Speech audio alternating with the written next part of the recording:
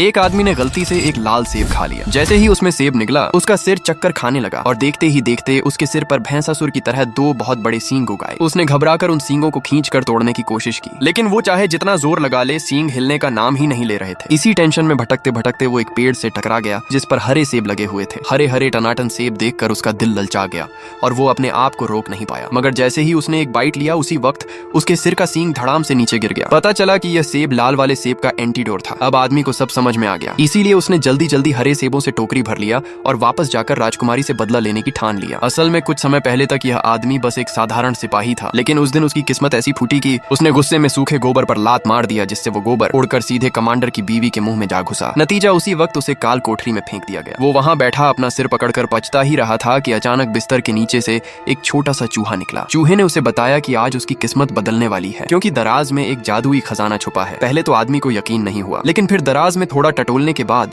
सचमुच उसे एक ताश की गड्डी मिली जो सोने जैसी चमक रही थी। तभी खाना देने आया हुआ जेलर उस चमक से आकर्षित हो गया और बोला, चल बे थोड़ा जुआ खेलते हैं। फिर जो हुआ उसने सबको हैरान कर दिया, क्योंकि आदमी चाहे जितना भी खराब कार्ड निकालता, जैसे ही वो उन्हें मेज पर पटकता, तुरंत उन कार्ड की वैल्यू बढ़ जाती और सामने वाले के पतों को हरा देती। कुछ ही देर में उसने सारे पैसे भी जीत लिए, सामान भी जीत लिया और आखिर में तो अपनी आजादी भी जीत ली। ये देखकर जेलर इतना शॉक हो गया कि उसका मुंह खुला का खुला रह गया। जेल से बाहर आने के बाद उस आदमी ने इन्हीं जादुई कार्ड्स की मदद से सड़क पर बैठकर ढेर सारा पैसा कमा लिया, लेकिन उसे यह सब काफी नहीं लगा। इसीलिए वो सीधे शहर के मैजिस्ट्रेट को चैलेंज करने पहुंच गया और वहां उस अफसर को भी बुरी तरह हरा दिया। लेकिन यह बात सीधे राजा गर्भजन के कानों तक पहुंची तो उसने तुरंत लड़के को महल बुलवा लिया। महल में राजा के साथ कुछ बाजियां हुई, मगर उसने अंत में राजा को भी बहुत बुरी तरह से हरा दिया। लेकिन आदमी डर गया और तुरंत घुटनों के बल बैठकर माफी मांगने लगा। पर तभी राजा की आंखें चमक उठी। उन्होंने तुरंत उसे पड़ोसी राजा के साथ जुआ खेलने भेज दिया, ताकि जो जमीन पहले हारी थी उसे वो वापस जीत सके। और हुआ भी वही। उसने वो काम भी बड़ी आसानी से कर दिखाया। उसके इस कारनामे पर राजा फिदा हो गया और उसे मेडल दिया। इधर राजकुमारी भी चुपके चुपके उस पर दिल हार बैठी, लेकिन यही बात मंत्रियों को बर्दाश्त नहीं हुई। ईर्ष्या में जलते चलते उन्होंने उसके खिलाफ मर्दाना कमजोरी की झूठी बातें गढ़नी शुरू कर दी। ना